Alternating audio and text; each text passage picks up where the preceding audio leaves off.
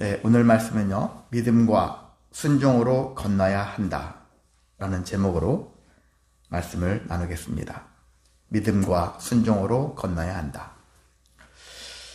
네, 신앙생활을 하다 보면은 많은 목회자들이 강조하는 것들이 있죠. 목회자들이 강조한다는 얘기는 또 말씀에 그렇게 써 있으니까 그렇기도 합니다. 근데 과연 그게 무엇일까? 믿음이죠. 첫 번째는 믿음입니다. 믿음이 있어야 한다라는 걸 강조하죠. 그 믿음 다음에 또 강조되어지는 것은 순종이죠. 순종해야 된다. 믿기만 하면 안 되는 것이 아니라 믿음을 순종을 했었을 때 그 믿음이 살아있는 믿음이 되기 때문에, 그래서 믿음과 순종이 자연스럽게 따라오게 되어 있습니다. 우리는 무엇을 믿어야 하느냐를 놓고 만약에 질문한다면 많은 사람들이 되게 선명하게 대답을 못하는 경우가 많습니다. 무엇을 믿어야 되는가 했었을 때, 일단 저는 전능하신 하나님, 창조주 하나님을 믿으시고, 구약의 입장에서 보면은 창조주 하나님, 그리고 전능하신 하나님, 그리고 약속의 하나님, 그리고 구원하시는 하나님, 이러한 하나님으로 대변할 수 있죠. 하나님을 특징을. 신약으로 온다면 예수 그리스도, 예수님이 구원주로서 오신 그 예수를 믿어야 된다라는 것이죠. 그게 하나님의 뜻이다라고 할 수가 있습니다. 그래서 이렇게 삼위일체 하나님, 성령 하나님, 내 안에 계신 성령 하나님과 더불어서 삼위일체 하나님을 온전히 믿어야 한다라고 할 수가 있는 것입니다. 그러면 무엇을 해야 하는가 했었을 때는 순종이죠. 순종을 왜 해야 되느냐? 순종하면은 우리에게 좋은 일이 일어납니다. 무슨 일이? 기적이 일어난다라는 얘기를 많이 들어보셨죠? 순종하는 자에게 있어서 어떤 일이 발생해요. 그냥 이론으로 갖고 있는 사람과 실제 행위로 어떤 일을 한 사람하고는 차이가 있거든요. 실제 어떤 일을 하게 되어지면 일이 발생하게 되어져요. 일이 발생되어지면 그게 더 크게 악화돼서 나를 더 힘들게 할 수도 있지만 그 일 때문에 내가 다시 회복할 수 있는 길로 나아갈 수 있다는 얘기죠. 그러니까 아무것도 안 하는 것보다는 무언가라도 하는 게 낫다. 근데 내 의무대로 뭔가를 하게 되어지면 자꾸 문제가 발생할 확률이 높습니다. 그런데 우리는 하나님 말씀대로 순종한다. 그렇게 순종하게 되어지면은 어려운 일들이 발생할 확률들이 확 줄어들어요. 또 생긴다 할지라도 그래, 지금 과정에서는 이게 지금 어려운 과정 중에 있지만 결과는 우리가 뻔히 아는 거죠. 여러분 드라마를 보면은 주인공이 가끔씩은 죽기도 하지만 대부분 주인공은 안 죽잖아요. 사업을 했는데 쫄딱 망했어요. 근데 우리는 뻔히 알아요. 주인공은 언젠가는 재기해서 다시 성공의 길로 갈 거다라는 거 알잖아요. 근데 당시에는 자기가 만약 주인공이었으면 모르죠. 이게 내가 성공할 수 있는 건가 없는 건가, 이대로 여기서 끝인가, 또 이런 생각이 들 수 있고, 또 그렇게 끝나는 경우가 허다하게 많기도 하니까. 근데 우리는 신앙인은 그 결과가 세상에서 말하는 교회 건물로 치면 엄청나게 커지고 숫자도 많아지고 그런 개념의 성공을 얘기한 건 아니지만 하나님 앞에서 정말 성공적인 인생을 살아갔는가, 하나님 앞에서거든요. 그게 하나님이 주신 우리의 은혜라고도 생각이 듭니다. 세상에서 우리가 많은 것들을 얻고 누리고 높아지고 하는 것이 성공의 조건이라면은 우리는 거의 다 실패해요. 진짜 몇 사람만이 성공하죠. 근데 대부분 그게 아니에요. 하나님의 관점은 거기에 있지 않다는 얘기죠. 믿음의 삶을 살아가고 있는가, 순종하며 살아가고 있는가, 그 안에서 하나님의 은혜를 누리며 살아가고 있었는가를, 그것을 기준으로 보시기 때문에, 그래서 우리의 눈으로 봤을 땐 초라해 보이죠. 아이고 조그마한 교회네, 아이고 별거 작은 교회네, 이런 식으로 생각하게 되어지면 실패한 것 같고 답답하고 괴롭습니다. 그런데 그게 아니라는 거예요. 하나님 보신 기준은 그렇지 않다. 순종하는 자에게 주신 은혜가 있고, 그래서 순종하게 됐을 때 결국은 하나님께서 주신 은혜가 충만하다. 그래서 우리 저와 여러분은 항상 주인공이라 생각하시면 됩니다. 우리가 드라마 속에서 연기자가 되면은 저 사람은 주연감이고 우리는 조연감이고 누구는 엑스트라고 막 이렇게 하겠죠. 근데 우리는 각 사람은 다 주연이에요. 각 주연이란 말이죠. 누군가의 조연, 누군가의 엑스트라가 되기 위해서 살아가는 건 아니거든요. 그러니까 항상 하나님 앞에서 주인공처럼 살아가시기를 원합니다. 나는 주인공이다. 그 주인공으로서 내가 어떻게 살 거냐. 하나님 말씀대로 살았을 때 우리에게는 결과가 이미 주어졌어요. 드라마가 이미 다 각본이 짜져 있어요. 어떻게 성공하기로, 승리하기로 작정돼 있단 말이에요. 그러니까 하나님께 나아갔을 때는 바로 그런 은혜가 우리에게 있습니다. 그런 삶이 되시기를 소망합니다. 예, 여호수아가 정탐꾼을 보냈었죠. 2명의 정탐꾼을 보냈었고, 그 정탐꾼 사건에서는 특별하게 여기가 어떻게 생겼는지 뭐 했는지 물론 보고가 되어졌겠지만은 이 장에서 이 정탐꾼 사건의 핵심은 뭐냐면은 2가지예요. 거기에 라합이라는 사람과 그녀의 가족들이 구원받게 되어졌다라는 얘기와 함께 또한 이 라합이 한 말들이 있죠. 하나님이 어떤 분이시다라는 것들을 여리고 성 안에 있는 사람들이 다 알고 있고, 그래서 어떤 상태입니까? 다 간담이 녹아있는 상태더라. 그런 얘기를 들었을 때 40여 년, 38년 정도의 그 12명의 정탐꾼 중에서 10명이 우리는 거기를 침범할 수 없어. 우리는 그들의 밥이야. 이렇게 얘기했던 소리가 아니라 이미 저들은 다 간담이 녹아서 전의를 상실한 상태야. 이런 상태를, 이런 얘기를 보고를 들었을 때 백성들의 마음이 어떻겠습니까? 기분이 좋죠. 기운이 상승해요. 사기가 올라가죠. 그런 마음을 가지고 있던 상태였다는 얘기입니다.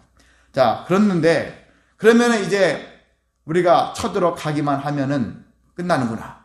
이런 마음을 가질 법도 하는데, 근데 막상 앞으로 나아가려 하다 보니까 나아갈 수가 없는 상황이 되었어요.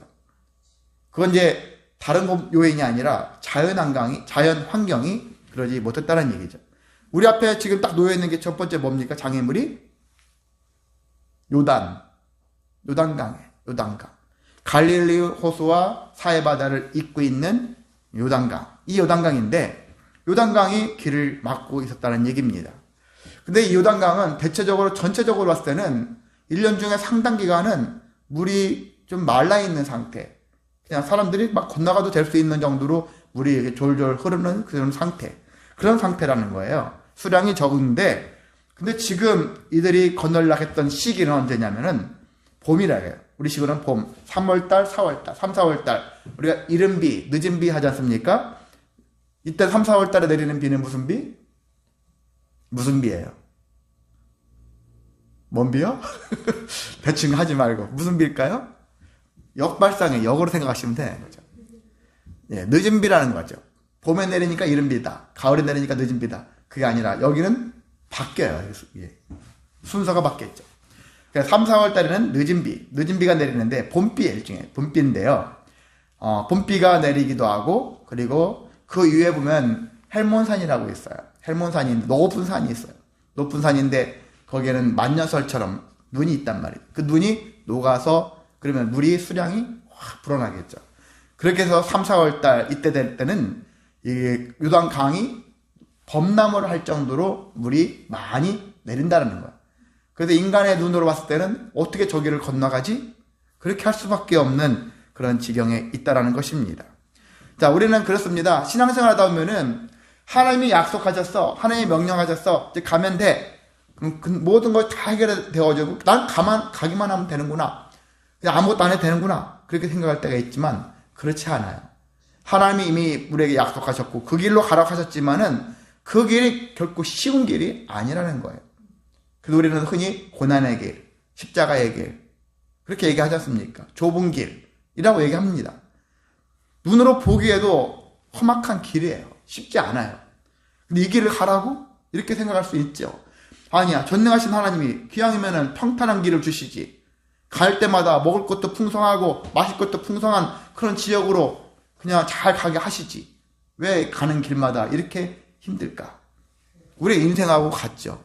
목회도 사실 하나님을 믿는 자고 하나님의 말씀을 선포하는 자들인데 왜 목회길이 쉽지 않냐? 그렇게 이제 많이 하지 않습니까? 결국 쉽지는 않아요. 근데 우리는 약속을 받았기 때문에 그래서 그 과정이 쉽지 않다라는 것. 예수 믿으면 다 행복해. 모든 것 다 처음부터 열까지 100까지 모든 게 다 좋아. 그렇지는 않다는 얘기죠. 그렇지 않음에도 불구하고 우리는 약속을 받은 자이고 약속대로 실현을 될 자이니까. 여러분도 드라마도 보면은 뭐 있잖아요. 주인공들이 아무것도 안 했는데 뭐 대우받고 아무것도 안 했는데 성공하고 그러진 않지 않습니까? 모든 역경들을 다 밟고 견디고 견뎠었을 때 그런 것들을 통해서 나중에 승리하는 것과 같이 우리도 그와 같은 것들을 염두에 두어야 한다. 신앙생활은 결코 쉬운 길은 아니다라는 얘기죠. 왜? 참아야 될 것들도 많고 인내할 것도 많습니다. 그렇지만 우리는 이미 약속을 받았기 때문에 그래서 감당할 수가 있고, 인간은 그때그때마다 수고를 해야 될 것이고 그때그때마다 계속 결단을 하면서 흔들리지 않도록 자신을 붙잡고 나아가야 한다는 것들을 기억해야 하는 것입니다. 자, 이스라엘 사람들. 근데 이스라엘 사람들은 누가 있었습니까? 모세가 죽었지만 그 다음 후계자였던 누구요? 여호수아가 있었죠. 근데 여호수아는 어떤 사람이었을까? 믿음의 사람이었다는 얘기죠. 그리고 순종의 사람이었다는 것입니다. 우리가 조직체 안에 정말 저 사람이 믿음의 사람이며 순종의 사람이 있다면 그 조직체는, 그 공동체는 힘이 있어요. 그것이 부족해서 어떤 사람 믿음이 있는 것 같은데 어떤 사람 순종은 잘해. 근데 어떤 믿음이 있는지 모르겠고 믿음이 있지만 행위를 하지 않아. 어떤 사람은 순종하는데 정말 제대로 된 순종이 안 해. 말씀대로 순종이 아니야. 자기 의지에 따른 순종이에요. 이런 모습을 가지고 있는 사람들이 있어. 근데 이 두 가지를 갖춘 사람이 흔하지 않다라는 거예요. 심지어는 목사님들 중에서도 쉽지 않아요. 저도 과연 믿음의 사람일까? 저도 순종의 사람일까? 믿음과 순종의 사람일까? 했었을 때 감히 저 이런 사람입니다라고 못하겠어요. 그 정도로 우리 주변에 믿음과 순종의 사람으로서 존재한다는 것은 그렇게 쉽게 찾아보기는 어렵다는 얘기예요. 그만큼. 근데 여호수아는 그런 여러 가지 시험들을 겪으면서 믿음의 사람이었고 순종의 사람이 되었다는 거예요. 모세의 뒤를 이어서 그런 존재가 되었다는 것입니다. 그래서 여호수아가 하나님과 이제 교통하면서 지시를 받고 그 지시대로 움직이는 것이죠. 자, 일단 여호수아가 아침에 일찍 일어나서 이스라엘 자손들과 더불어서 시딤에서 이동해서 요단에 이르렀다는 거죠. 요단이라는 곳에 이제 이르렀고 요단강 앞에 있었던 거죠. 자, 거기서 유숙을 했어요. 거기서 며칠 잠을 잤습니다. 3일 정도 잠을 잔 후에 관리들을 시켜가지고 진중에 다 흩어졌어요. 그러면서 그들에게 명령했습니다. 명령을 했는데 명령의 내용이 어떤 두 가지인데 레위 제사장들이 이제 여호와의 언약궤가 있었잖아요. 언약궤가 있죠. 십계명 그 아론의 쌍난 지팡이랑 그리고 만나가 담긴 항아리 세 가지가 들어있는 언약궤, 이 언약궤가 있는데 제사장들이 언약궤를 메고 가는 것을 보면은 그 뒤를 따라가라 그렇게 얘기를 합니다. 그것이 이제 출발점이에요. 시작점이죠. 그런데 따라가는 가는데 바짝 따라가거나 혹이나 또 언약궤에 손을 대거나 하면 안 된다는 거예요. 그래서 여기 보면은 거리는 2000규빗쯤 되게 하라. 거리를 두는데 2000규빗이 어느 정도 될까요? 수학적으로 계산한다면 한 규빗이 어른의 손끝에서 팔꿈치까지 평균 길인데 약 45cm거든요. 저도 재봤더니 거의 비슷하게 나오더라고요. 대부분 저보다 뭐 거인들은 더 크겠지만은요. 일반 보통 평균치에 보면 45cm. 그러니까 2000규빗이면 2배니까 그래서 900m 정도 되는 거리. 거의 1km 정도를 거리에 두고 여기서 치면 우리가 저기 시청 사거리 정도 못 되는 그 정도 거리를 좀 거의 더 가깝게 거의 거리를 두면서 앞에가 먼저 가고 뒤 따르라 하는 얘기죠. 그걸 가까이 하지 말아라. 그리하면 너희가 행할 길을 알 것이다. 그게 뭐냐면 앞에가 한 번도 가보지 않은 사람들 태반이잖아요. 사실상 안 가봤죠. 누구든지. 여기를 가본 사람이 없어요. 그런데 제사장이 언약궤를 메고 앞에서 가는 거예요. 제사장이 멀리서 1km 정도 떨어진 지역에서 보게 되어지면 어디로 가고 있는지를 볼 것 아니겠습니까? 아, 저 길이 우리가 갈 길이구나. 여기서 여호와의 언약궤라는 것은 하나님의 임재를 의미한다. 보통 얘기를 하죠. 하나님께서 거하시다. 하나님의 앞서가신다. 그런 뜻을 갖고 있어요. 하나님의 가시는 길을 우리는 따라가면 될 것이다. 라는 것을 상징하고 있다는 것입니다. 자, 그러는 가운데 이렇게 하면서 여호수아가 이제 백성들에게 딱 두 가지 명령을 하죠. 첫 번째는 백성들에게 명령을 합니다. 너희 자신을 성결하게 해라.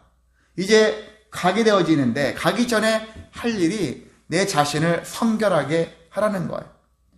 그 여러 가지가 있어요. 옷을 빤다든지 여인을 멀리한다든지 등의 어떤 행위 같은 것들도 그런 얘기도 있어요. 그런 여러 가지 하면서 내 자신을 실제 옷도 더럽지 않게 깨끗하게 빨아가지고 한다든지 있잖아요. 그래서 어떤 성관계라든지 이런 것들도 하지 말고 지금 거룩한 행사를 앞두고 있는데 자신을 성결하게 하는 의식을 행하라. 근데 이것은 이제 의식적인 것만 아니라 실제 심령이 성결해야 한다는 것을 갖고 있죠. 우리는 겉으로 드러난 어떤 의식적인 행위를 그냥 행위로만 보지 마시고 제일 중요한 것은 마음이잖아요. 마음 바탕이 지금 무엇을 향하고 있는지 그런 것과 같이 여기서는 바로 하나님의 임재를 앞두고 자신을 성결하게 해야 한다라는 것들을 여호수아가 얘기를 한 것입니다. 그래서 그렇게 하는데 마찬가지예요. 우리도 저와 여러분도 어떤 큰일을 앞두면은 하나님께 자기 자신을 성결하게 하고자 하는 마음들이 있죠. 특히 예배라는 행위를 통해 가지고 내 자신의 마음을 다시 새롭게 하고 그리고 결단하고 헌신하고자 하는 마음으로서 하려고 하는 것 같이. 그래서 삶에 문제가 생겨지면은 우리가 가장 먼저 할 일이 내 자신을 성결하게 하려고 몸부림쳐야 한다는 것입니다. 여기에서도 힘들었어요. 저기도 힘들어요. 육체가 무너졌어요. 마음이 무너졌어요. 그런 여러 가지 현상들이 발생했었을 때 가장 먼저 해야 할 일이 뭘까? 성결하게 해야 한다. 그리고 우리가 지금 성결하게 할 일은 회개하는 것이죠. 회개가 제일 좋은 성결의 모습이에요. 내가 회개했었을 때 성결해진다. 마치 죄를 빨아버리는 것처럼 똑같죠. 죄를 빨아서 깨끗하게 되어지는 것 같이. 그래서 삶에 문제가 생기면 성결에 힘쓰자라는 것입니다. 그래 문제 앞에서는 항상 하나님 앞에 내 자신을 성결하게 하고 나 자신을 봉헌하며 나 자신을 정화하는 그런 삶을 통해서 내가 지금까지 어떻게 살아왔는지를 돌아보면서 다시 새롭게 제대로 살아가기 위한 길로 나아가야 되는 것이 성도의 삶입니다. 그래서 기독교는 그 누구보다도 뒤를 돌아볼 줄 알아야 한다는 것입니다. 뒤돌아보지 않고 내 자식은 자꾸 끼고 다른 자들만 뭐라 하고 그러면 안 되는 것이죠. 사회적으로 조금 나가서 얘기하자면은 기독교를 탄압한다, 정부가 탄압한다 뭐 이런 얘기들도 가끔 들리는데 근데 그거 하기 전에 만약에 우리가 제가 제 자녀인데 제 자녀가 잘못을 했어요. 그 다른 옆집 사람들이 제 자녀를 혼내려고 그래요. 뭐라 해요. 그런데 그렇다고 해서 제가 제 자녀인데 제 자녀를 보호한답시고 그래서 막 놔둬버리고 내 자식이 잘하는데 왜 건드냐 그렇게 하게 되어지면 어떻게 될까요? 내 자식은 자기 하는 짓이 잘하는 줄 알고 계속 그 짓을 할 거예요. 그게 맞는 얘기냐? 아니죠. 아닌 건 아니죠. 물론 내 자식은 내가 또 안에서 보호를 하고 지켜주기도 하고 훈계도 해야 되겠지만 제대로 된 길로 가야 되겠죠. 그러니까 우리가 그런 관점에서 삶에 어떤 문제가 생기면 다른 자들이 우리를 힘들게 한다, 핍박한다 그런 개념으로 생각하기 이전에 물론 그런 경우도 있겠지만 그런 이전에 우리 자신이 과연 하나님 앞에서 제대로 서 있는가, 스스로가 성결하게 살아가고 있는가, 교회로서 역할을 제대로 하고 있는가, 목회자로서 본질을 잃지 않고 가고 있는가, 이런 것들이 먼저 본 다음에 그럼에도 불구하고 외부에서 공격이 왔다 그러면은 일종의 반항을 해야 되겠죠. 대응을 해야 되겠죠. 근데 그런 것이 아니라 썩을 대로 썩어 빠졌어요. 우리가 썩어 빠지면 항상 다른 데가 쳐 들어오는 거예요. 어디든지 나라가 썩어 빠지면 외적이 침입을 하는 것이죠. 그런 거예요. 여러분들 몸도 상해봐요. 병균이 많아요. 그러면 침투한 거잖아요. 그러면 무너지는 거예요. 그런 것처럼 내가 내 안에서 썩어 빠지면 외부에서 공격당하는 거 당할 수밖에 없는 것이 이 삶이기 때문에 우리는 항상 자신을 성결하기 위해서 살아가자. 누구 탓하기 전에 내 자신이 제대로 서 있는가 보자는 것이죠.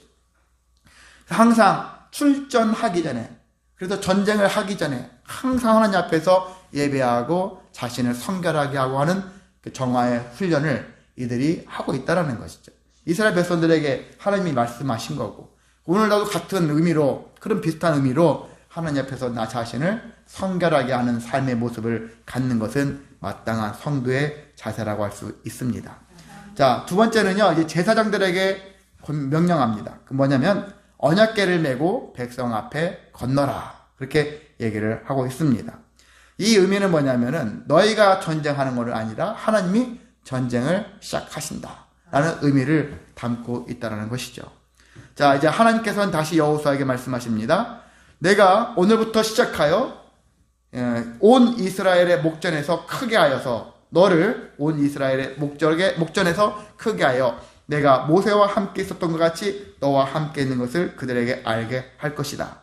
두 번째는 너는 언약궤를 맨 제사장들에게 명령하여 너희가 요단 물가에 이르거든 요단에 들어서라 하라. 그렇게 말씀을 하셨어요. 그래서 이 말씀을 하시면서 여호수아에게 백성에게 얘기를 하게 합니다. 여호와의 말씀을 들으라 하면서 살아계신 하나님이 너희 가운데 계셔서 가나안 해수족 속에 해가지고 여기 가나안 땅에 7족속들이 있었죠. 너희 앞에서 반드시 쫓아낼 것을 이것으로 너희가 알리라 하면서 하나님께서 반드시 쫓아내신다. 결론 내셨잖아요. 했잖아요. 그래서 가나안 백성들 다 쫓아내고 우리가 그 땅을 차지할 것이다 라는 것들을 이제 너희들이 곧 알게 될 거다 라는 얘기를 하는 거죠. 그러면서 보라 온 땅의 주의 언약궤 또 온 땅의 주 여호와의 궤 해가지고 언약궤가 하나님의 임재를 상징한다고 했잖아요. 성경 말씀에 그래서 온 땅의 주의 언약궤라는 이야기가 반복해서 나오고 있는데 이런 얘기하면서 이것이 먼저 너희보다 앞서 나가서 요단을 건너서 건너가서 하나님의 하신 일들을 알게 될 거란 얘기를 합니다.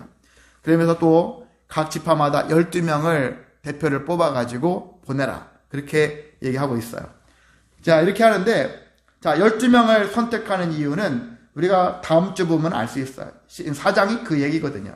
12명이 선발돼서 나왔는데, 일단 간단하게 스포를 할게요.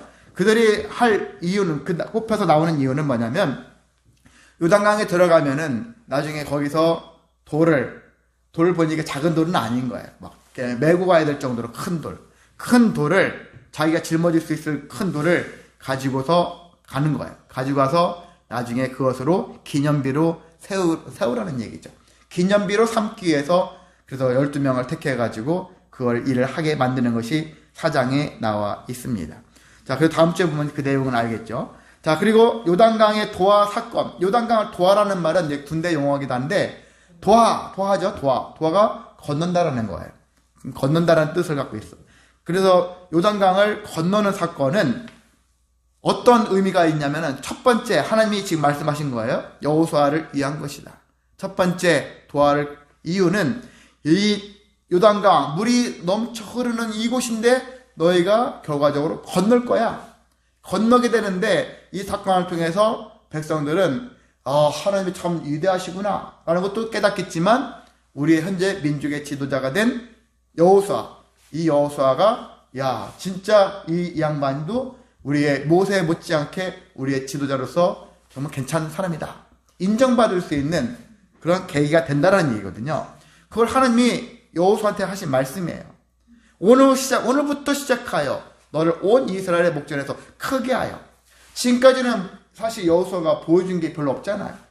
12 정탐꾼에서 갔다 온 거 그 외에 성경에 나온 게 별로 없지 않습니까? 크게 어떤 성과를 보여준 게 없어요. 실적을 드러낸 게 없어요.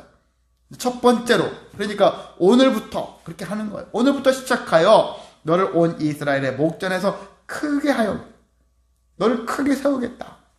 다른 사람들이 함부로 깜보지 못하게 멸시하지 못하게 너를 강력하게 내가 모세와 함께 있어서 배워진 것 같이 내가 너와 함께 있어서 있다라는 사실을 저들도 너를 알게 될 것이다. 그렇게 얘기하면서 모세처럼 대하게 될 것이다. 그런데 이 요단강을 왜 하나님 그 많은 시간들이 있는데 해필이면 물이 제일 많은 때이때 겁니까? 오히려 큰 장애물이 있었을 때 이 장애물을 건넜었을 때 사람들에게서 오는 성취감 같은 것들이 더 크지 않습니까? 작은 것보다는 큰 걸 넘어갔었을 때 그래요. 큰 것이 부담스럽고 괴로워요. 그 앞에서 많은 사람들이 포기하고 절망합니다. 어떤 사람들은 넘어갑니다. 그리고 실제 해냅니다. 그래서 나중에 지나고 나니까 야 어떻게 우리가 이걸 했지? 그렇게 생각하면서 이건 하나님이 하셨기 때문에 이런 고백이 나올 수밖에 없지 않습니까? 바로 이와 같은 일을 하나님이 만드시는 거예요. 다른 날도 아니고. 왜? 물이 제일 많았을 때. 바로 여호수아를 위해서, 지도자로서의 역량을 보여주시기 위해서 그렇게 하나님께서 배려하셨다는 것이고요. 그러니까 큰 역사 속에서도 하나님께서는 한 사람 한 사람 한 사람을 주인공으로 쓰신다니까요.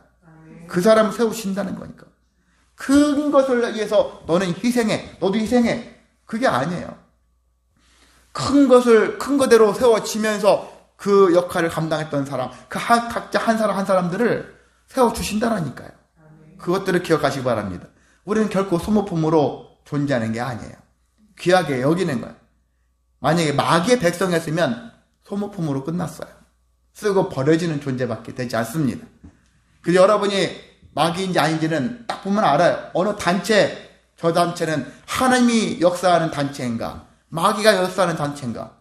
그 단체를 운영하는, 지도하는 사람이 밑에 있는 같이 함께 일하는 사람들을 뭘로 여기고 있는가? 그거 보면 알아요.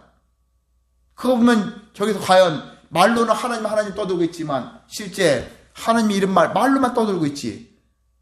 자기의 같이 동역자들을, 그 성도들을, 그 단체 사람들을 종부리듯이 부려먹고, 위험할 때는 뭐 할 때 자기 힘들 때는 딱 내빼기 나몰라 하고, 이런 사람들이 존재한다니까요. 근데 그 사람들은 아무리 좋게 봐도 하나님의 뜻이 아니란 말이죠.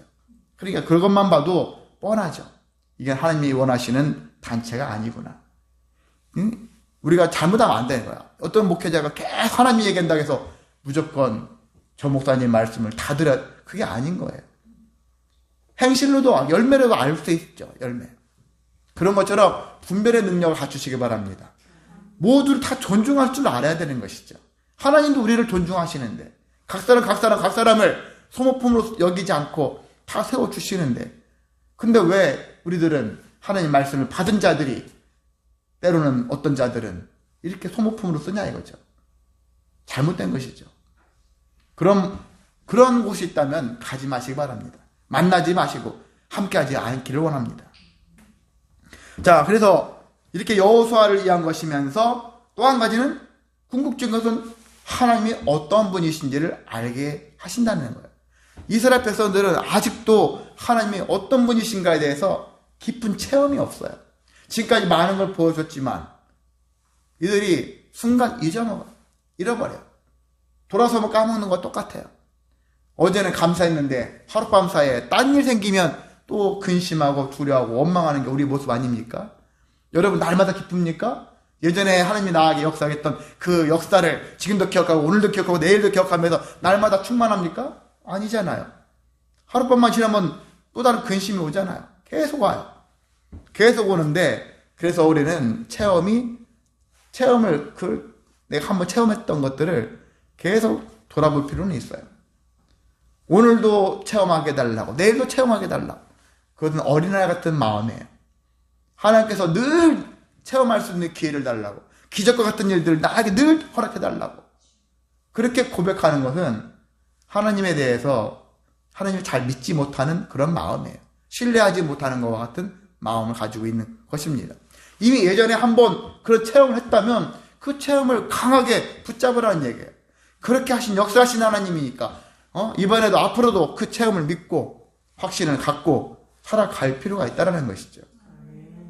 안 그래도 하나님 매번 기적을 베풀어 주셔야지만이 그제서 믿겠습니까? 안 믿을 거예요.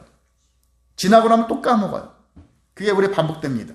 근데 우리는 그런 반복된 일을 하지 말고 오늘 확신을 내가 체험을 했다면 평생을 체험을 가지고 살아내는 저와 여러분 되시기를 원합니다. 자, 이제 언약궤를 맨 사람들은 어떻게 합니까? 이제 명령이 떨어졌어요.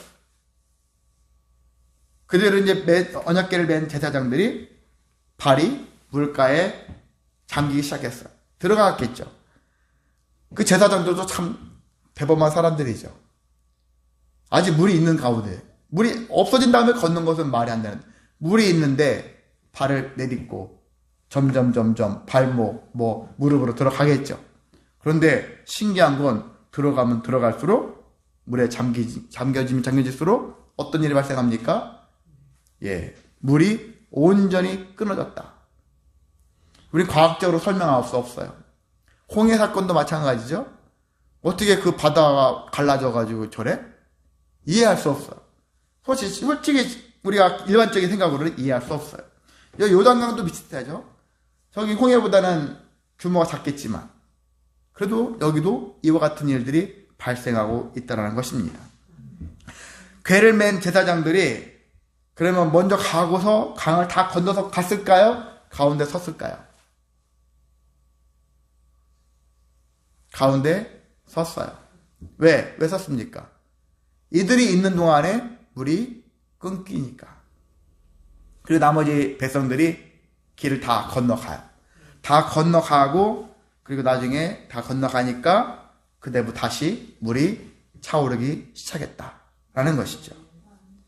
자, 이렇게 되어졌고 제일 먼저 건넜던 자들은 나중에 4장에 보면은 알 수 있는데 르우벤, 갓, 므낫세, 반지파 이들이 자기들이 약속했잖아요. 우리는 선봉에 서겠습니다. 선봉에 서서 전투를 제일 먼저 치르겠습니다.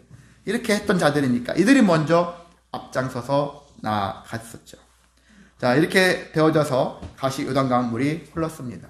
이제 말씀을 마치겠습니다. 우리가 홍해 그리고 요단강 유사한 면이 있어요. 규모는 다를 수 있어요. 그런데 형태는 유사합니다. 홍해도 마찬가지로 그것이 모세에게 시험대예요. 그렇잖아요. 모세한테 시험대죠. 그걸 통해서 백성들은 모세를 인정했던 것처럼 또 이 요단강 사건을 통해서 여호수아가 백성들한테 인정받는 기회를 갖게 되어졌는데 그것도 하나님의 배려였다는 얘기예요. 배려. 하나님의 배려가 있었기 때문에 이런 지도자로서의 역량을 펼쳐나갈 수 있었다는 것입니다. 근데 우리가 홍해, 요단강이라는 것은 어떤 것을 상징하냐면은 절망스러운 것을 상징해요. 저기를 어떻게 건너가? 말도 안 돼. 어떻게 건너가? 시험, 나에게 어려움, 고난 이런 것들을 상징하는 것이 홍해와 요단강을 상징하는 것인데 근데 하나님께서는 희한하게도 왜 제일 안 좋은, 제일 약한 곳 그렇게 그때를 기다리게 하시지. 물론 하나님 그때를 기다리게 하시는 경우도 있지만 때로는 가장 절망이 클 때까지 키웠다가 그때 건너가라고 하실 때도 있다라는 거예요. 그때 왜 하나님 회피리면 왜 이때입니까? 이렇게 얘기하는 거예요. 근데 그때 그 일을 하나님이 통해서 하나님이 하신 일들을 알게 하시기 위해서 때로는 그렇게 하신다는 것입니다. 여러분 아브라함이 자식을 몇 살에 낳았습니까? 100살에 낳았죠. 자, 아브라함이 중요한 게 아니죠. 아브라함 100살에 자식을 낳을 수 있어요. 엄마가 젊다면 생리가 끊기지 않았다면 낳을 수 있잖아요. 중요한 건 엄마죠. 엄마 나이가 몇 살이죠? 90세 애를 낳았잖아요. 말이 됩니까? 저희 어머니가 지금 애를 낳을 수 있겠습니까? 못 낳죠. 남들이 다 이건 안 돼. 도무지 할 수 없는 일이야.